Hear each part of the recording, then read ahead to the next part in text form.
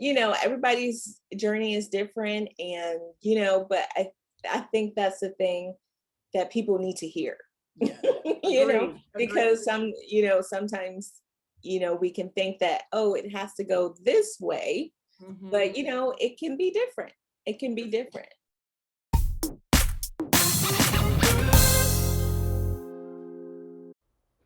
I am so excited to talk today with Tequitia Andrews. Tequitia is an illustrator who creates primarily for advertising, editorial, and art licensing markets, and much of her work features bold, modern illustrations of Black women. It's really gorgeous.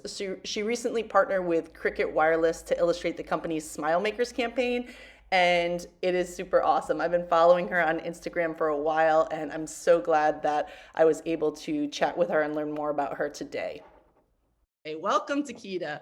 Thank you for having me. I'm so excited Yeah. about this conversation because Yes, I I know that watch my these audience, types of interviews all the time. I know my audience is gonna love what learning from you. So first, can you give us a brief overview of how you got into illustration? Okay. She's like, Well, no, it's not brief.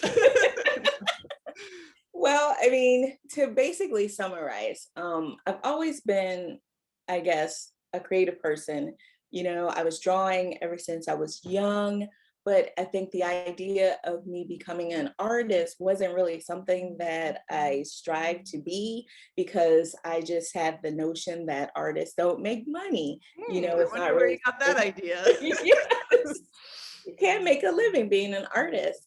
And thinking about it, so I went the practical route in college. I studied sociology, and so, but there was a pivotal moment for me in college where, like I said, I've always been drawing, and so I would do that for family and friends. And so, my now husband, his uncle, when I was in probably my junior year in college, he was like, you should probably change your major over to art. And I Hmm. thought about it for like a minute, but then I just, that notion of, I don't think I'm gonna make a living being an artist. And also, there was this thing that art was special to me, and I just felt like making it into a business would kind of like sour it for me, that I wouldn't love it. So it's like, nah. So I just kept going with the track that I was on. But fast forward, I'm married. I have two young children, and I had I had a little bit of postpartum depression Yeah. for a while, and so I sought therapy. I I was it was suggested that I take an antidepressant, but I took it for a little while, but I didn't really want to. Mhm. And so I started to do some research on some things that I could do that wasn't medication wise, um, to try to help me through this. And one of the things that kind of stuck out to me was reconnecting with things that you love. And so I went basically on this journey of exploring things that I always wanted to do and things that I love. And one of those things was art. And so, probably around 2004, 2005, I went out and brought a sketchbook and just started drawing in there. And I think that was probably the beginning time of YouTube. Mm. And so, there was a lot of videos on YouTube about painting. And like I said, art was special to me. So, I always imagined that I would get back to it, but like in retirement, you Yeah, see, yeah. you have a Looking out lot at of the beach and painting the waves. I feel you. you see a lot of retirees Yeah. at watercolor classes and color Yeah. classics. So I just thought that would be something I do. But so also I kind of skipped over this, but so even though I went the track of sociology, I became a stay-at-home mom, Mhm. and I've homeschooled all my children. So Gosh. so I'm pretty much Congratulations. Send an award. Like, I have a 3 and a 5-year-old, and obviously with the pandemic, they were home yes, a lot. everybody's been Oh pretty my much God, homeschooling this past year, right? I can't believe it. So anyway, So yeah, amazing. so that I volunteered to homeschool my kids like 20 years ago when hardly nobody was doing it then. Wow. And so I was, as they were getting older and I was telling them, oh, you should pursue your dreams and everything, it kind of hit home for me too. Mm, And it said to me, okay, well, you have this dream of, one day painting. Why do you have to wait? Just go ahead and do it now. And yeah. so the YouTube videos is how I pretty much got my education, because I did not study art in school other than taking one art class. But the YouTube videos and going to the library and getting my hands on any book I can find, ordering books from Amazon, all of that became my school, my study when it came to art. And when it comes to illustration specifically, I think that it was just one of those, it's kind of like where you are in art, I mean, in college, where you just kind of explore different things to kind of see what kind of sticks with you.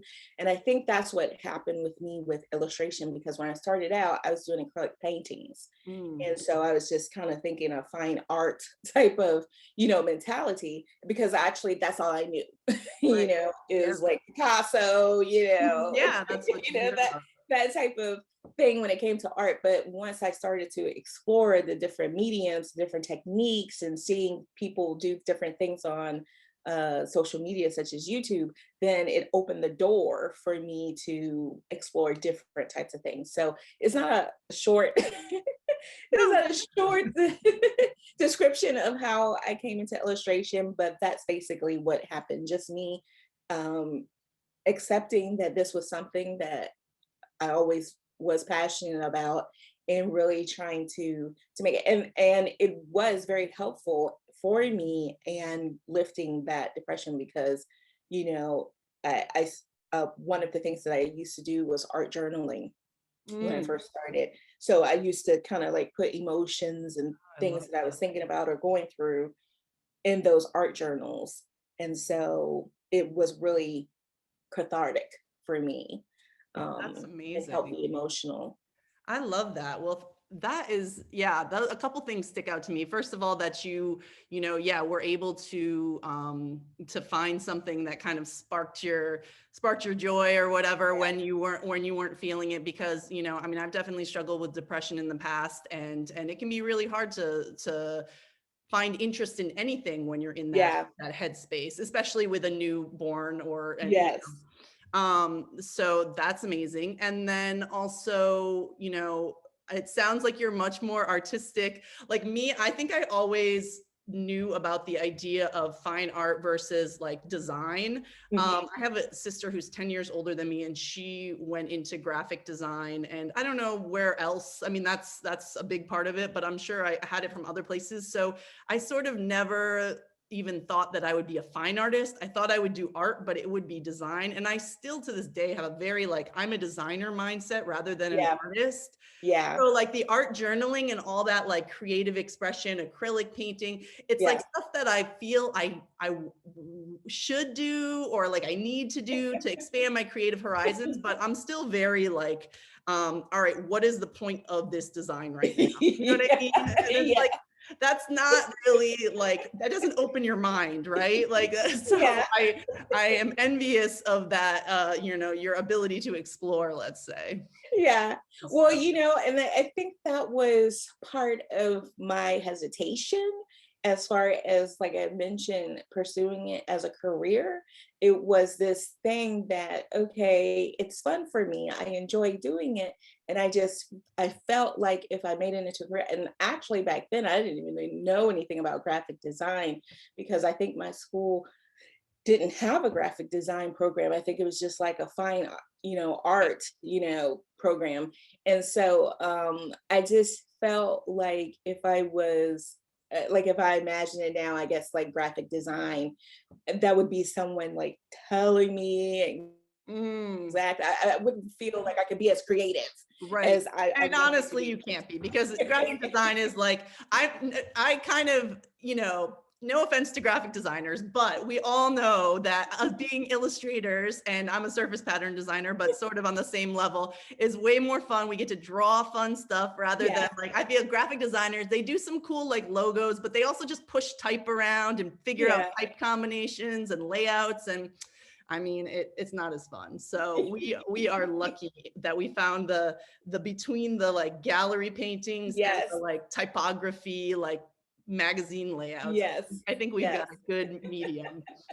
Um, yeah, so okay, that's great. I love that. And so you started to dip into this a little bit, but so I'm a surface pattern designer, you are an illustrator. It is different. I do illustrations, you know, we kind of overlap in the art Yeah, licensing world. yeah, You know, but the question that I get a lot, and I'm sure that you get a lot too, is do I need an art degree to be successful? And I mean, you're obviously living proof yeah. that you do not, but, and of course I do have an art degree, but I say, no, you don't need that either. But so tell us a little bit more about sort of like, you know, the how you've been able to move forward without one. I mean, you did kind of describe Yeah. it, but I would agree that you don't need an art degree in order to pursue art. And, I feel like that's the same with some other type of creative fields, like writing and, even music, I think that there are some benefits as far as knowing the foundations, mhm, because I think that that's an area that I can struggle with because I don't have the formal training. I feel like sometimes I struggle with trying to put on the page what I have in my mind just mhm. because I have not been trained in those technical skills. But I feel like it's the thing that, I hated to hear, and most people probably hate to hear, but if you just practice, Yes, yes, exactly. That's the one I was gonna say. It's true, and no one because it is, it's a lot of work. It is a lot of yeah, work. It takes time. nobody wants to hear that, No, but the truth of I'm the matter is if you just practice, mhm, then you will get better at whatever that particular skill is. And that means, practicing, honing that specific thing that you are trying to improve on. And you talk about pattern design. I've tried, pattern design, and I love actually surface pattern design. I don't know if I'm actually good at it. So, I mean, I've tried to do different patterns. I just don't know if and that's probably, and I've always wanted to pursue that because I like putting patterns in my women's clothing yeah, yeah. that are unique, and so I always say in the back of my mind, I want to dive into that a little bit more and practice that a little bit more. But that's the thing, you got to practice it. And so that's what's been, I guess ingrained in me now. Earlier on when I was first pursuing this, I think that, the imposter syndrome and this self doubt Mhm. because, oh well, I don't have an art degree, so I don't really consider my, that can even hinder you from calling yourself an artist or an Yes, illustrator. yes, you are so right. Because you don't have that credential, Mhm. to kind of, make you legitimate to say that I'm an artist, Agree. but no, you Nope, you don't don't need need, it. you And you don't know, need it. like, it's funny because when people ask, I'm like, you know, no one has ever asked to see my diploma. Like, I Yeah, couldn't, you know, no one's asking yeah, for my transcripts. Like, well, first yeah, of all, where did you graduate from? No, it's like, what's your portfolio? So yeah. start drawing, make a portfolio, or you know, Well, what's your Instagram or what's yeah. your website or whatever it is, you know? So I think it looks more exciting on your bio. okay. When you're able to say, yeah, Yeah. I attended, I pull it out sometimes because you know actually have a degree in surface pattern design, which is kind of yeah, rare, and yeah, so I do pull it out to like pull rank a little bit, yeah, like you know yeah, what, I've been doing this, but yeah.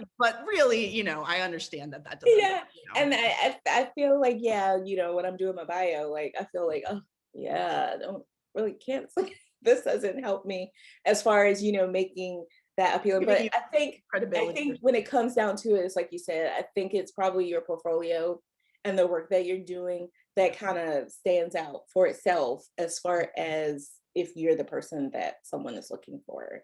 I think at the end of the day, that is. like I did a little bit of writing back in the day, and that was one of the same types of, I think, uh, issues as creative people, is this feeling that you're just, you may not be legitimate if you don't Mm, have those types of credentials. But at the end of the day, what matters is that you put the writing thing was, if you put your butt in the seat and mm, get to work or get to typing or whatever. And it's the same thing for, I think, artists, illustrators, whatever, graphic designers. What's more important is that you put your butt in the seat and you just go to work and you just keep on producing, and that's basically practice and yeah, getting those skills, yeah, because you can have an art degree, and if you're not really doing the things that's going to get you the job or the work, then it really doesn't matter, versus someone who doesn't, but they're doing all these all the steps that you're they still need to going with do it. to make that a career. Yeah, I So it's agree. all on you, I think. It's true. And you make such a good point about the like legitimacy and the like, the imposter syndrome, and when you feel like you can call yourself that. And Yeah, I talk about that in I have a surface pattern course, and I talk about, like, you don't, if you make patterns, you're a surface pattern designer. No one's yeah, asking if you're a professional people are like, oh, I kind of do this a little bit. yeah, No, put it down on paper. yeah, I am a surface pattern designer, and therefore I'm searching for work in that field, like, yeah.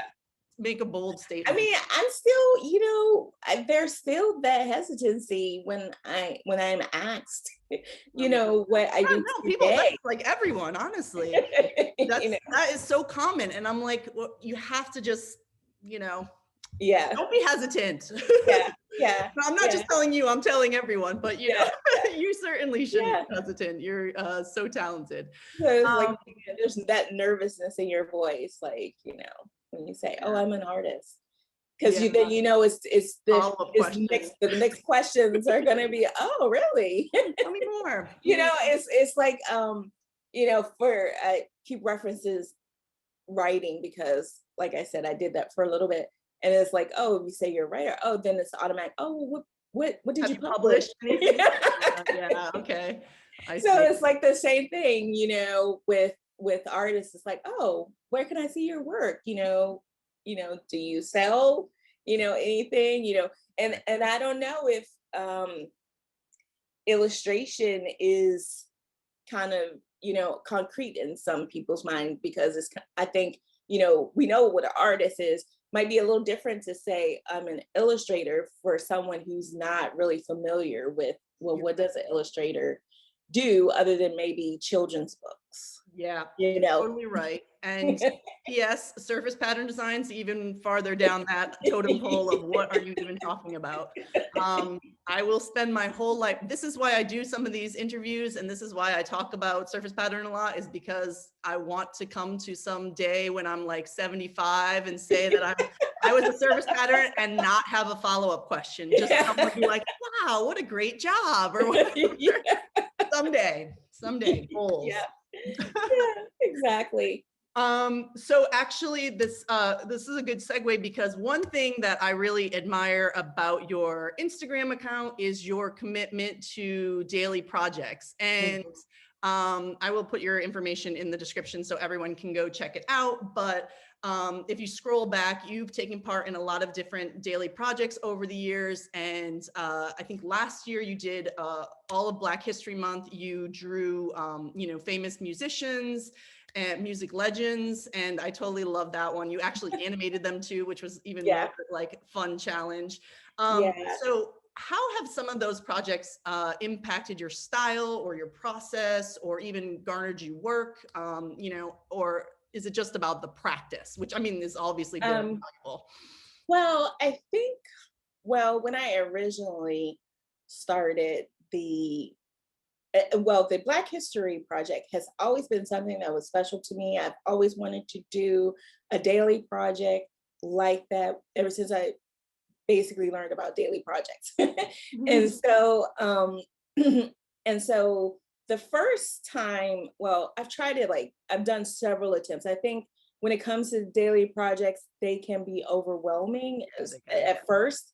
And I thought of it as a way to kind of hone my skills, to get better, kind of see where if I can do it. It was really for me to see if I can do it, and also to be a lot of times those things are happening at the same time. Like I'm thinking about the one that it's I think her name is Luna. Oh yeah, Oh, 100 Luna, days, the yeah, actual that she 100 Day does Project. Yeah. that she does every year. And so you're doing it with other creatives, and so you're thinking, okay, you get the support and you get to meet other artists and be Energy. among, be among this group.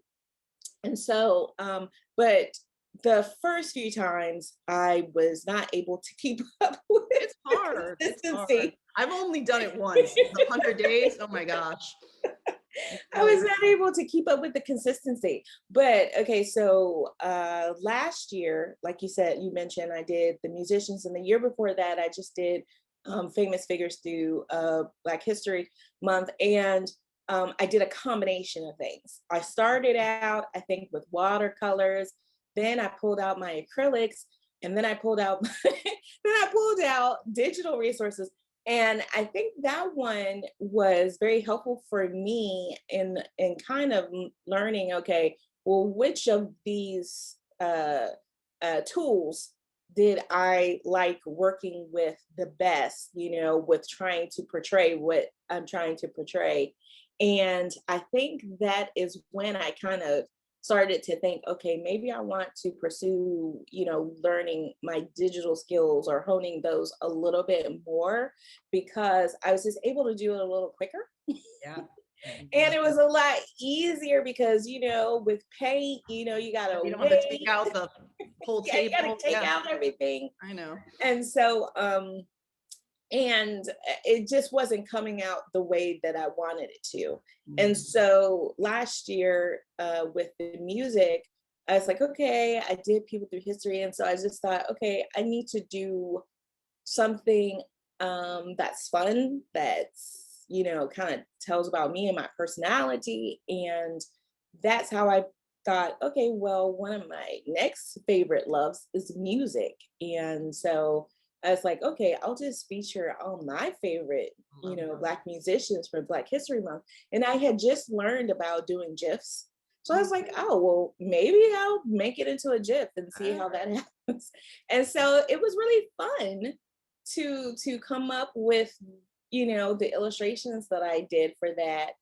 And unfortunately, I got sick, and I often look back because this was like, I don't think COVID had really hit us over here yet. Yeah. They were still talking about it, I think, probably in China, but I don't think it was here. But I got really sick for like the later half of February. February, like really sick, and I didn't even know what it was. But sometimes I'm like, Mm. you know, Yeah, I know but a lot of people who think they had COVID. I yeah, mean, I believe them. I'm not, yes, it was here before yes, we knew about it. yes. Yeah. And so I didn't get to do as many as I wanted to, but I really enjoyed doing that project. And as far as whether or not it led to any jobs, I'm not completely sure, but I do know that one of the commissions that I received last year, a little later in the year, they referred to those GIFs that I made in February. So I did incorporate basically those same techniques that I used to create those illustrated GIFs for their project. Love it. So I think that it was at least something that they saw in my portfolio on Instagram, that they were like, oh, I like that she did that, even though they might not have been following during that particular time. Right, right. I mean, personal projects we hear over and over is just like such a good way to, yeah, like hone your style, get that Yeah, practice in, get that, those portfolio pieces without, if you don't have client work coming in. yeah, And so it's good, I enjoy watching them and yeah, seeing them, so many artists have these like incredible ideas. I did 100 days maybe in like 2017, but I didn't do it at the same time as everyone else. I just did it in the middle of yeah, the year.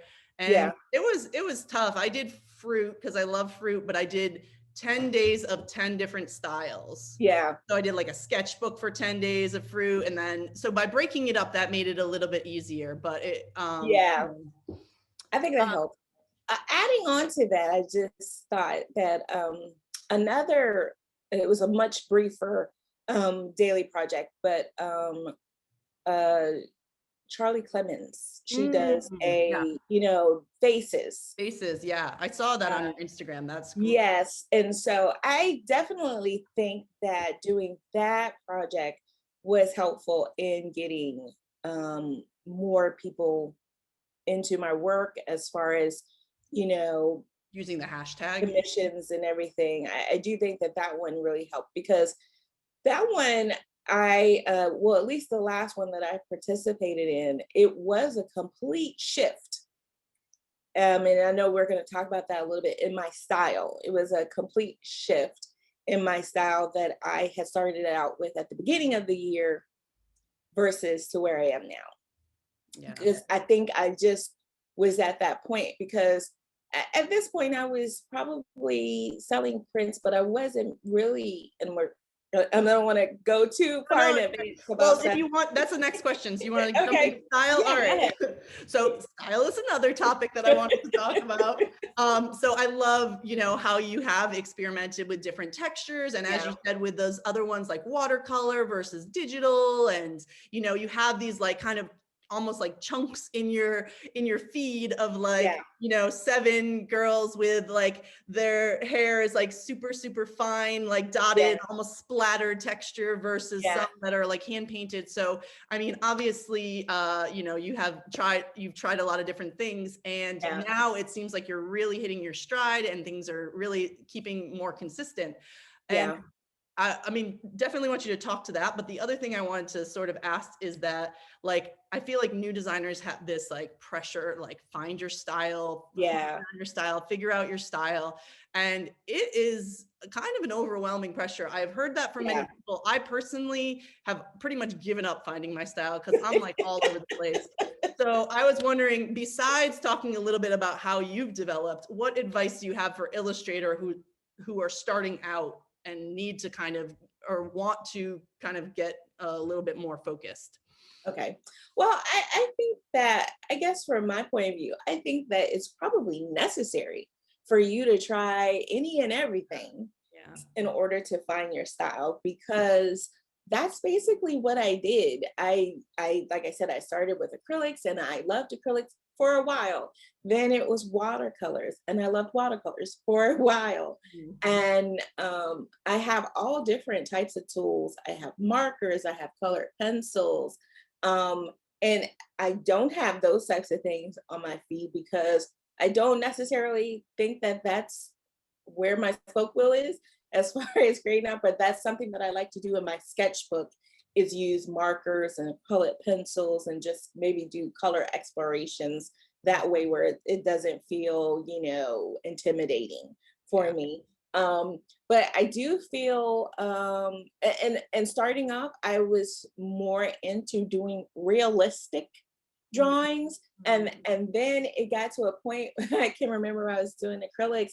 I remember painting something and I had spent like over an hour trying to get the eye just right. And I was just like, it has to be a better way. It just has to be a better way. I do not have time for this. How So many then kids do you have? You homeschool? You definitely don't have time for this. I was like, no, and I mean, for someone else, they may Yeah, love, there are some really that detailed process. artists. Yeah, yeah. Yeah, they may love that process. That may be meditating to them. I don't know. But for me, I was like, no, I don't like, I felt like I was being, just crazy, like being very obsessive, compulsive over this. And I was like, I don't feel like this is healthy for me. So that's when I started to pursue stylizing um, my people. And I've tried different subject matters as well. For example, drawing cutesy, drawing cute and whimsical things.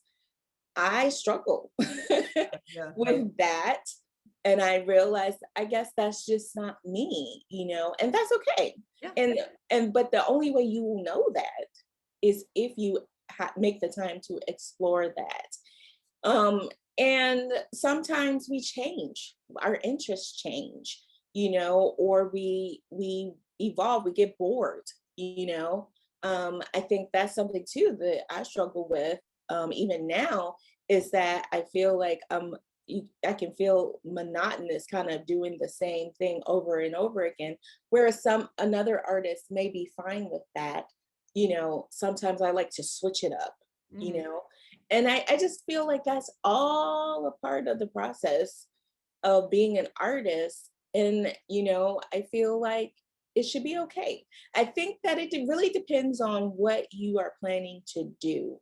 I just can't imagine, just doing the same thing the same way Yeah, yeah. for 20, 30 years. Yeah, I mean, there definitely has to be, no matter what, I feel there has to be Yeah. some sort of evolution. Yes. But people do feel like, oh, especially, and like in art licensing too, that's another place where, kind of the advice is have your own style. I mean, Yes. So it can definitely be be original, but recognizable. also be kind of something that, yeah, something to ask for. Exactly. It's like I want Yes. that look that, Yes. someone specific gives.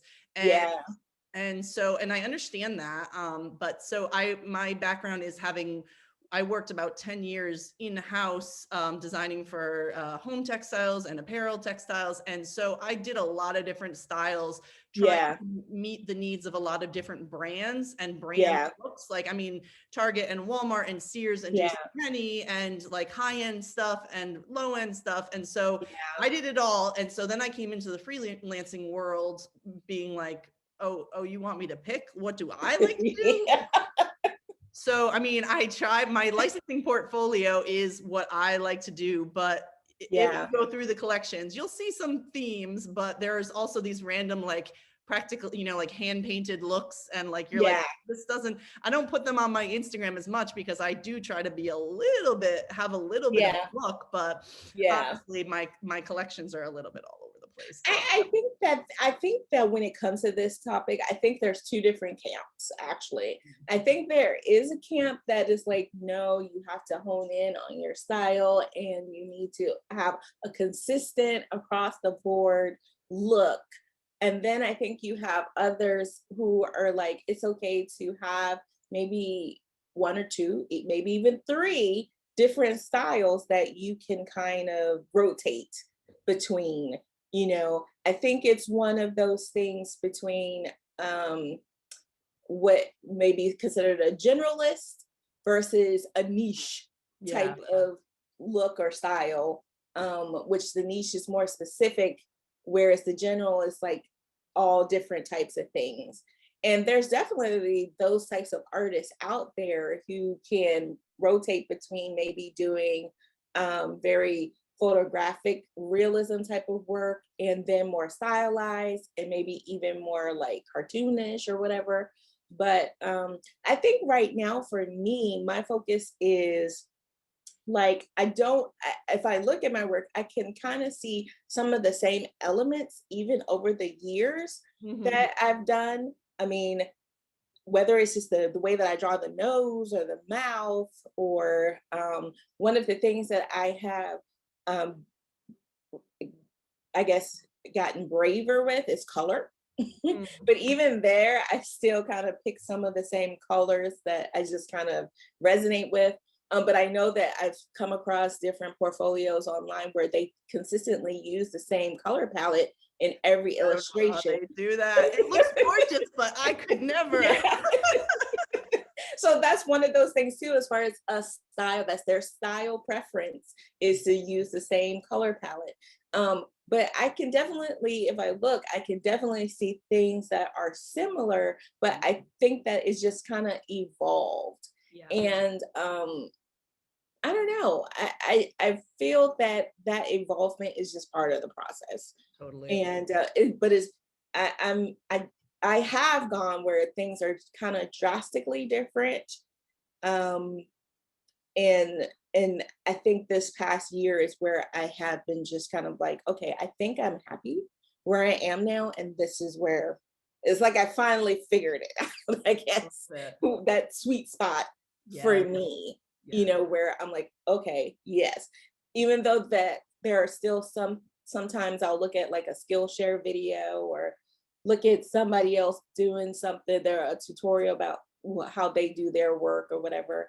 And I'm like, oh, I want to wow. try that. But instead of saying to myself, um, because I think as a beginner, this is when you're in that process of finding your style, you're like, oh, I'm just gonna do what they do. Instead of doing that, what I say to myself, how can I incorporate the things that I like that they do in my work? Like, how can that fit in my work? You Gotcha. know, instead of being like, oh, I'm just gonna do everything the way that they do it because I like how Right. they do it, you Right. know, I and they're successful at it. Yeah, yeah.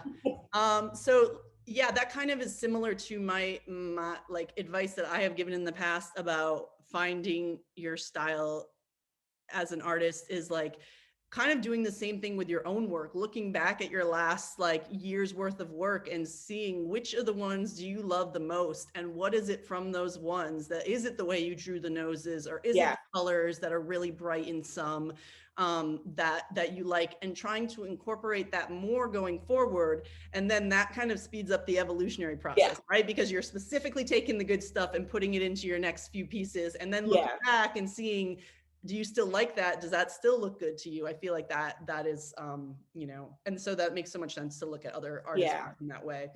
So that is I, similar. Oh, sorry, go ahead. oh no, I was gonna say because I think sometimes as a beginner that can be, I guess, a trap that we can fall into, especially when we're looking at other people's artwork. Hmm. Is oh well, I have to be like them. I have to do what they're doing Yeah. in order to be successful. But it's really about, um, I guess, doing some market research Yes. instead of looking at it as research and not really teaching you this is how you're supposed to do it. Just saying, okay, well, I like these colors that they use. I like bright colors, or I like the way that this person stylizes. Maybe I should practice, that and see if I like that, or see if I like this color, see if I like drawing it this particular way, and notice how those things feel for you, or what just naturally you feel drawn to visual, creating your work, Yeah. finding that joy, that I love that that. joy that you can feel like, oh, I can do this all day. Mm, I can do this yes, over and over all that's, day because I like it. that's Instead so of cool. thinking, oh, well, maybe this isn't the way I'm supposed to Really, do I just spent an it. hour on that eye. I can't do this all day. Yeah. Yeah, exactly. Yes, can't do that. No way. Love it. Well, so that's so similar to the style thing, then, besides just style, your art, which has you've sort of started to narrow down and found that sweet spot, your art has well, at least from your Instagram feed and from your website, I think that this has been true for a while, but your art is focused on pretty much illustrations of Black women. Yes. And like a defined style, finding a niche, is something that artists get that advice a lot. Find Mhm. a niche, narrow down. Don't just illustrate everything in the whole world, Yeah. or whatever. And for surface pattern design, I say, find a product category to start in. So say that you want to start with bedding and design for bedding only. Don't design for notebooks and greeting cards and wall art and this and that and the other, because that is really hard to pitch yourself to clients that way, to get Yeah. started, right? To get your foot in the door. Yeah. So do you ever, I mean, and what people tell me when I say that advice, they're like, but I want my stuff on notebooks and I want this, I want that. Yeah. So do you get, that shiny object syndrome of like, I want to illustrate all the things, or are you just, or are you able to stay focused because you just, love where you're at? I mean, it can be I both, I guess, but yeah, I am that type of person where I want to do, it's not even just illustrate all things. I want to do all the things because I like creating stuff. Like I just got a book by Sarah Hand, and that is paper mache. And I went out like the next day and brought supplies because I'm like, I want to do some paper mache and, incorporate my style into the paper mache. I want to do printmaking. I do want to maybe go back and do a few acrylic paintings in the style that I'm currently working in and Mm, see how it goes. yeah. But is that something I necessarily need to put on my portfolio? No, but it is something that I can explore for myself. And I think that going about it that way is good because I feel like it's creative play you know, is Mhm. not necessarily something for my portfolio, but I think that it helps me creatively to Yeah. work in different tools, work with different tools to kind of feed my inspiration that could probably go into my other work. Maybe Yeah. there's something that I do on the canvas or in my sketchbook or through printmaking that I can incorporate into my digital work somehow. Yeah. Um, I did do that with one particular uh, illustration that I put on my Instagram where I had did collage, and then I took a picture of the collage, and then I brought it in Procreate, and then I added digital elements to it in Procreate, and I really liked how it turned out, and I got great feedback from it as well.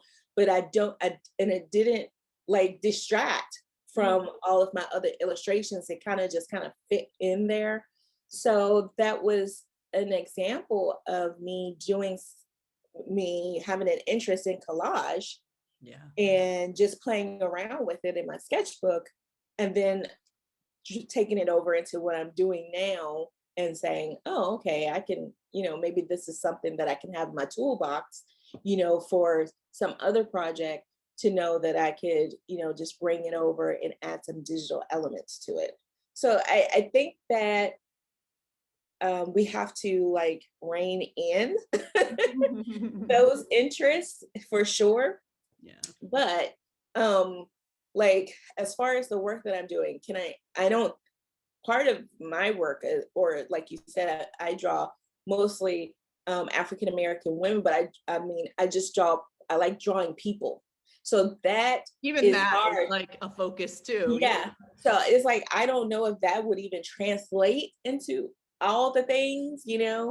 um, at least not the way that I currently do them. Like, and I thought about this as far as like surface pattern designs. I'm like, oh, Kitty, you like to do, portraits all the time, but I guess I could do faces, but it's sometimes it's like what you do doesn't always translate well in all the things, Right. Right. it may be you may have it niche down so far that you may just do well in this particular area you Yeah. know um so and maybe that's where if you had like maybe one alternate type of style that you Mhm. can maybe tour around with that Yeah. in that area um but yeah, I always I'm always like, the little dog and up, like, oh, what is that over Yes. there? Yes, I understand. Well, that's like so, I mean, I feel like that is super common. That's everyone. I mean, Yeah. me too, me too. And that's why I really cannot, I have such a hard time narrowing down to a style. Like,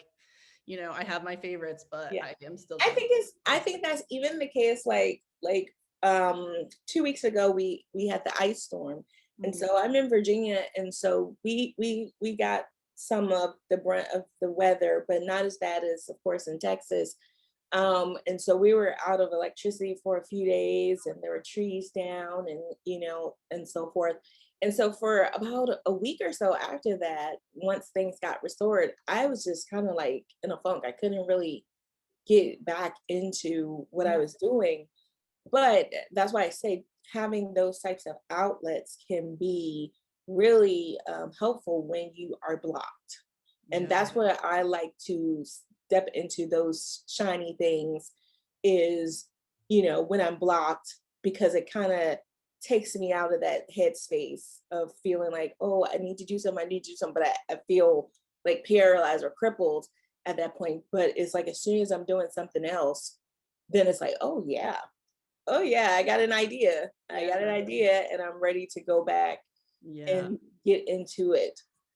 So that's why I say it's really good for a creative play, because that's where sometimes the ideas start flowing. Just come out. Even if I'm working on a commission, there's been times I've been working on a commission and I'm so, I'm so anxious to get the commission done, because it's like, oh, I got an idea for something Yeah. that I could do as a personal project that and look forward to. So I think, if you are a person who sometimes feel creatively blocked, maybe those things that you've always wanted to try to do or experiment with, maybe that's the time to do that, because it can possibly fuel you and get you back to, where you want to be with whatever it is that you're working I with love or that. I need to working do on, more. I need to do or more be of an that. inspiration for that. Love it. Um, you recently partnered with Qriket Wireless to illustrate a National Black History Month campaign, which is super cool. How did that project come together? Did they reach out to you, or how did that work out? Yes, they reached out to me through email. I believe that they discovered me on Instagram, and we never really discussed how they found me, but I'm pretty sure it was through Instagram, because when they presented me with the project, it was all of the pictures that they were using as references were from my Instagram feed, Oh, wow. as to the type of style that they were looking for and the type of theme that they were going for. It was all through my Instagram profile. So yeah, they emailed me and I was very, very excited. So far, they are my biggest client, and I'm really appreciative for that. It was again, talking about the daily personal project.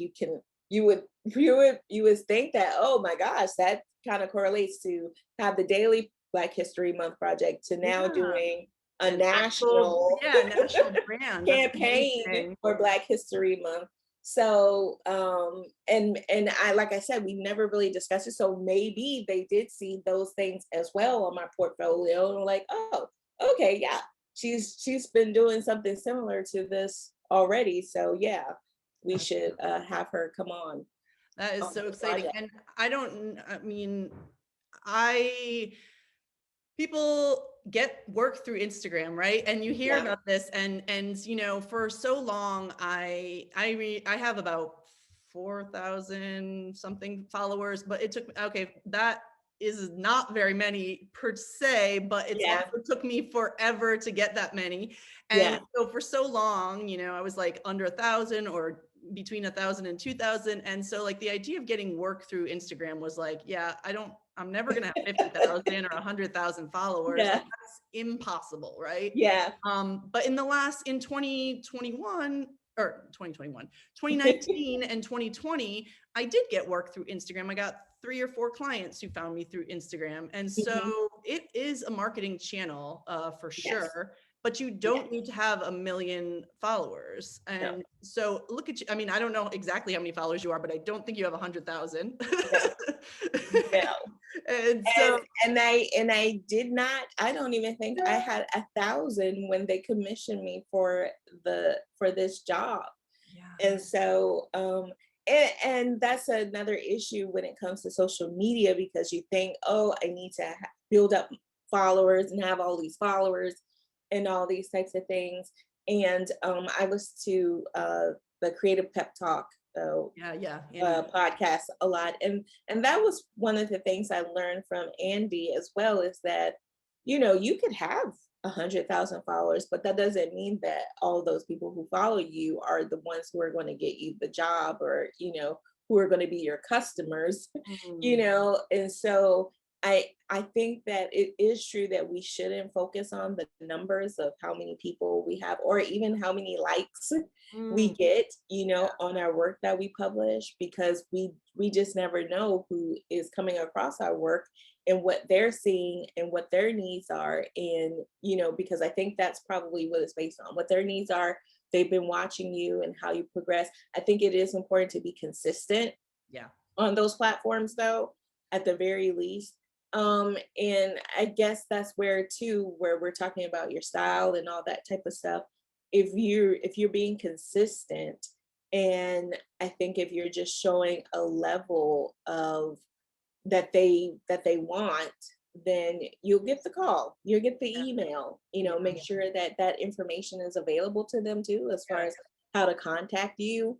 Yes, definitely. I gotta, and sometimes the things don't pan out, but and also I think too, it's helpful to create work that is shareable. I think that helps Mm, as well. Um, because I think that widens your audience. It may not equate to new followers per se, but it does, get other people that look at your work that may not be automatically following your feed, you yeah. know, if Yeah. you create work that's shareable. Yeah, I mean, I think you're right. It's like I've given up on, like, a long time ago of like building this massive following. And so, I sort of let go of that. And now, my own personal and my advice to other people is just, make it your second homepage, right? Have Yeah, that art up. Make sure people can, if they do find you, they do land on you, that they can yeah, scroll through and see what you can do, um, yeah.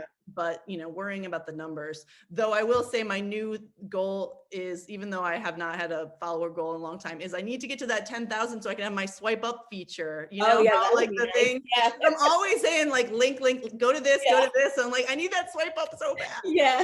So But that is, even though that's still going to be a very long, a long yeah. road, but that's what I think about. I think one of the things that, or one of the goals that I have for this year with my social media platforms is also to be more present Mm, on the platforms, to show, a lot of behind the scenes, to show my face and talk to, I've been noticing my that, followers seeing your that, face. yeah, I feel like a stalker. When I interview people, I know them so much from Instagram that I'm like, yeah. I sound like a stalker. So I'm sorry, but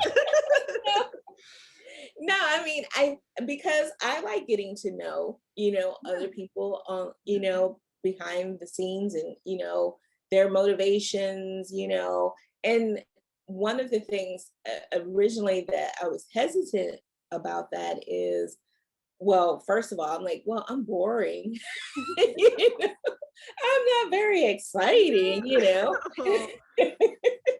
But I mean, I think that probably relates to a lot more people than I guess I think, that we're just, doing the Just best doing we our can thing. every Yeah. day, trying to get this done, and because sometimes you can see things, or the way things are portrayed on social media, it's like this perfect thing, like, I Mhm. have this perfect studio, like my studio is beautiful, and I just have all of this and all of that. And so I think it helps to just see that everybody is not like that in this business, and you know, and sometimes it helps to see things being done in a simple way, just being a peek over their shoulder Yeah. type of thing, and getting to know them as, as everyday people. I And so agree. that's part of my goal this year, is to just to be more present. I did like my first Instagram live of just kind of showing, how I come up with my faces and hairstyles and all that type of stuff. Um, so a little peek into my process, and being able to talk with people who follow me. Maybe some of them didn't follow me, but came across my live, and then became a follower. I don't know. But it's just, I'm just trying to, I guess, maximize the platform Yeah. instead of, just, because that's what I was doing for a while. It was this idea that, oh, if I post it, they will come, the work will Yeah. come. Yeah.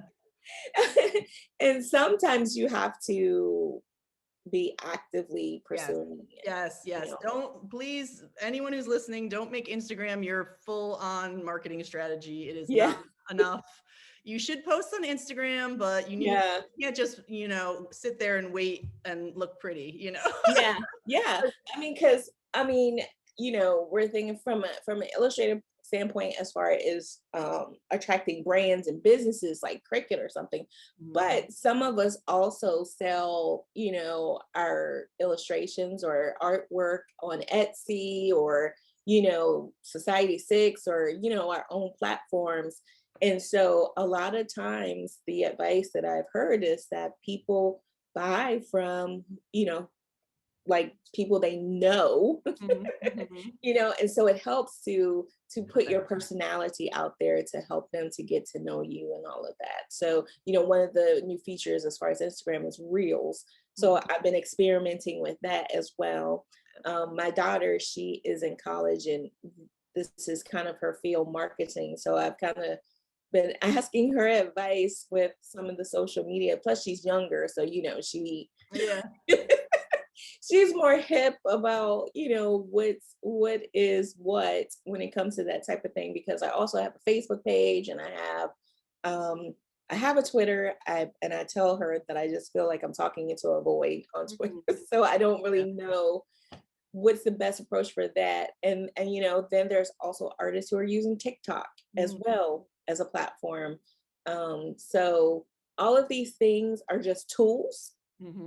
And I try to remember that they're tools. I shouldn't be slaves, you know, Yeah. to them and I know. letting it Because it stress is, it's me out. exhausting, and to try to keep up with all of them, Yes. it's like, I haven't even dipped in. I saw your reel the other day and I was loving it, but I haven't even dipped in because I'm like, I just can't. I can't. Someday maybe, and I'm sure Yeah. someday, but I'm like, I just, Yeah. whew, Yeah, too much. I think they're fun. I think they're fun, but and one of my things is trying to make it in tune with what I'm doing for the audience that I'm trying to reach. You Yeah. know, and that's one of the things that she's helping me to understand is to really think about this like from a business standpoint. Mm. Your Because ideal customer. um, that's what we're trying to do. Mm, We're trying to yeah. attract customers. So not really get lost in the fun of it, but really think about how I can maximize this to grow my business. Love that. Well, send her over my way. Sounds like um all right. We have been talking forever, so I'm gonna skip a little bit here, but no, I love it. I would, I just don't know how long people, are like, Yeah, interest. But this one people always need to know. I love to talk about, the realities of this industry of being your own, boss, being a creative entrepreneur, running your own business and income. And so building up a client list, as a self-employed artist is an uphill battle. And it is obviously there are so many ways to market yourself, as we were just talking about, and it can yeah, be really exhausting and it takes a long time, honestly. yeah, It's very rarely a like, within the span of a year you have a full client list or you yeah, are making a full-time income. um, yeah. so how long have you, I mean, obviously we've been hearing about your journey, but how long have you been actively working um, towards building this as a full-time career, and sort of building up to being a full-time illustrator? Well, I think, like I said, my journey has evolved so much, and so I think primarily the my focus had been on creating products. Mhm. So as an artist, like I was selling my paintings, that I had did with acrylics and selling art prints such as on Etsy or whatever. And so that was probably the primary focus. Like when I said, okay, I want to do this as a business, which probably has been maybe for the past 5 or 6 years.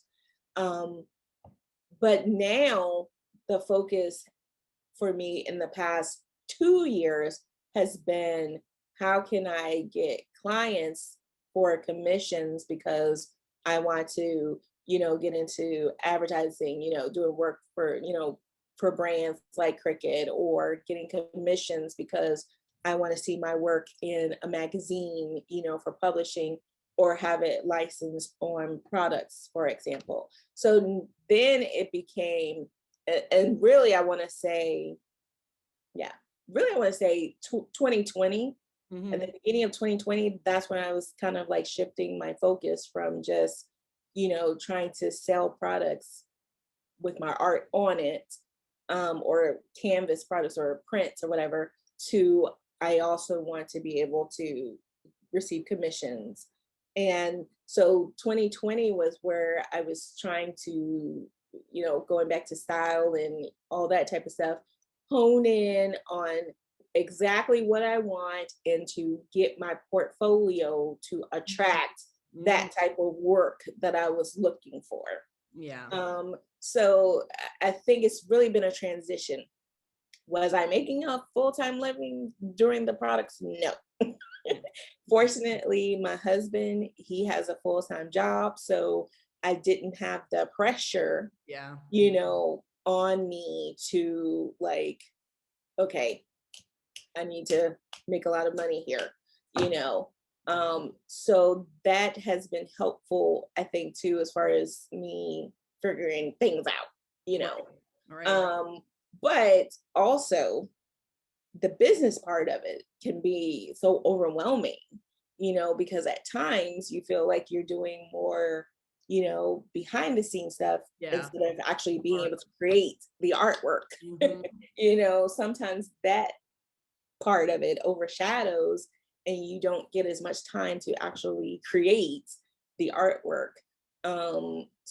But the past year is where I've also seen an uptick, which is also surprising being that we've been in a pandemic Yeah. and, and things have changed drastically. But I would say that last year in 2020 is when I started to see an uptick, and I finally started to see that, okay, I'm moving forward with my goal as far as being able to make a livable income Right. as an artist. And I actually think that was when I did shift from focusing on products to focusing on gaining commissions Yeah.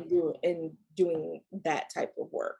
Yeah. But I'm not giving up on the products because I think, it is important to have multiple income streams. Yeah. Good point. Good point. Yeah.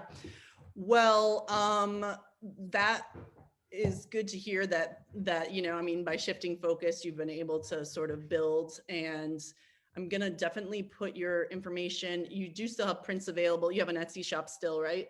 Or a print shop? I actually, I Okay. have Well, an never Etsy shop, mind. but We'll it's on just vacation. It's fair on enough. vacation. Well, we'll send people to your Yeah, they Instagram can come to and my Instagram and my website. I will update when I fair have enough. Yes, prints available. exactly.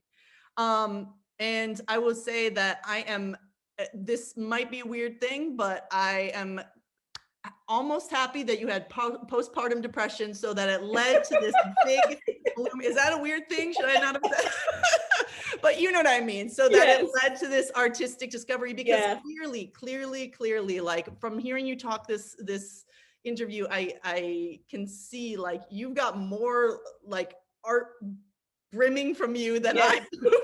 So, and I've been doing it for a long time. So, I mean, what would have happened if if that didn't come out, Yeah. you didn't look for that I exploration? probably would be thinking, oh, 20 years from now, I'll be doing Yeah. I with mean, it's going to come out watercolors. eventually because clearly it's Yeah. in there, but I'm so happy that you were able to find that and build that, build that Yeah. creative side. Yeah. So I so thank you so much for joining me. Oh, thank you. Thank you for doing this. I appreciate it. Appreciate it. So we'll leave all of Tequita's info in the description. So check her out. Are you as inspired as I am to go and draw portraits and try a bunch of new media and figure out your style and take on an Instagram challenge? All those wonderful things that Tequita does so well, I am totally inspired by. Definitely check out her Instagram, follow her, and check out her website, see all her beautiful work. You can also follow me on Instagram at esilverdesign and be sure to subscribe to this channel because I do more interviews and all kinds of other surface pattern and art licensing content. And finally, if you need some help in surface pattern designing, you should definitely sign up for my free resource library, the Surface Pattern Boss Toolkit, where I have all kinds of guides and resources and bonus videos and exclusives. So check that out at elizabethsilver.com/fresh.